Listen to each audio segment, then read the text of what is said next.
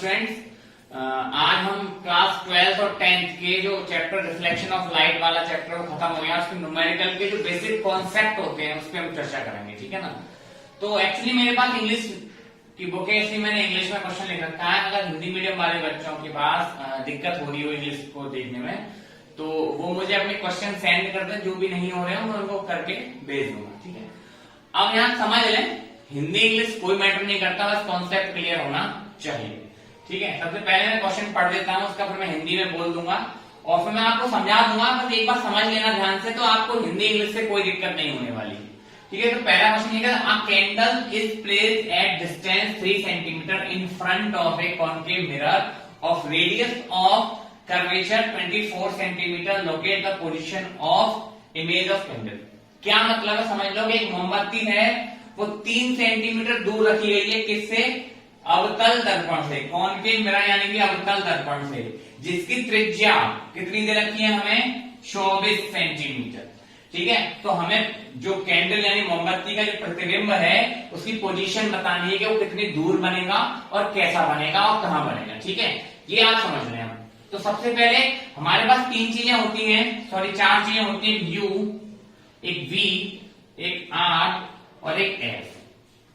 इन 4 चीजों में हमें 2 चीजें हमेशा दे रखी होंगी और बाकी 2 या 1 चीज हमसे पूछी गई होगी। तो सबसे पहले हमें क्या दे रखा है कि 3 सेंटीमीटर दूर रखी है कौन? कैंडल। तो ये क्या हुई? वस्तु हुई, वस्तु यानी कि ऑब्जेक्ट। तो U यानी U इक्वल हो गया हमें 3 सेंटीमीटर। अब मैं एक चीज समझ लो, कौन सा मिरर है? कॉन्केव। कॉन्केव मिरर की मैंने आपको चिन्ह परिपाटी यानी साइन सिग्निफिकेशन सिखाया था। क्या मतलब था साइन? साइन क्या होंगे? यू कैसा होता है? हमेशा नेगेटिव होता है। अब उसके बाद में क्या रखा है? रेडियस ऑफ कर्वेचर यानी कि आर दे रखी है। तो आर इक्वल कितना हो गया? 24 सेंटीमीटर। यहाँ पे भी वही कॉन्सेप्ट है कि प्लस का आएगा या माइनस का आएगा। तो किसका आएगा? कॉन्केव मिरर में सारी चीजें किसकी होती है? माइनस की होती है। तो क्या हो गई? माइनस हो गई, ठीक है।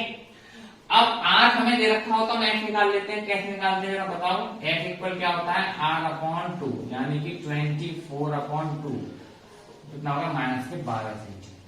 एफ की वैल्यू मिल गई, यू की वैल्यू मिल गई, आर की वैल्यू मिल गई, कौन रह गया? वी। तो फॉर्मूला क्या था जरा बताओ? 1/f equal 1/v plus 1/u। हमें एफ की वैल्यू पता है, बी की वैल्यू हमें निकालनी है, यू की वैल्यू हमें दे रखी है। तो कैसे होगा जरा बताओ? 1/माइनस के 12 1/v माइनस 1/3। 1/3 को मैं इधर लेके आऊंगा, इधर लेके आऊंगा तो किसका हो जाएगा? माइनस के 1/12 प्लस 1/3 इक्वल 1/v। 3 और 12 की एलसीएम कितना है? 12। ये हो गया माइनस के 1, ये हो गया प्लस के 4 इक्वल 1/v। 4 में से बन गया 3 यानी 1/v इक्वल हो गया 3/12। तो 1/4 क्या हो जाएगा? 4। तो v की वैल्यू कितनी निकल के आ रही है हमारी? प्लस के 4 सेंटीमीटर। और प्लस कब आता है कॉन्केव में? जरा बताओ मुझे। बिहाइंड द मिरर यानी कि v की पोजीशन हो गई प्लस के 4 सेंटीमीटर यानी कि बिहाइंड द मिरर। यानी बिहाइंड द मिरर का मतलब क्या है? दर्पण के पीछे। और दर्पण के पीछे कैसा प्रतिबिंब बनता है? कॉन्केव में छोटा, ठीक है। तो ये बेसिक कॉन्सेप्ट है। एक क्वेश्चन मैंने आपको सिखा दिया है, बाकी सारे क्वेश्चन आपको करने हैं। एग्जांपल दे रखे हैं, एक्सरसाइज दे रखी है, वो सारे क्वेश्चंस करने हैं। ये मत सोचना कि एक्सरसाइज करनी है। आप एग्जांपल भी करें, एक्सरसाइज भी करें, क्योंकि अभी हमारे पास समय बहुत है, ठीक है। कोई क्वेश्चन नहीं आता है, send me the pic in of WhatsApp, ठीक है। Send me the pic of the image at the WhatsApp, तब मैं आपको देख लूंगा, तब मैं आपको उसके बारे में क्लियर करा दूंगा, ठीक है। इस चीज को शेयर करें, लाइक करें। Thanks for watching.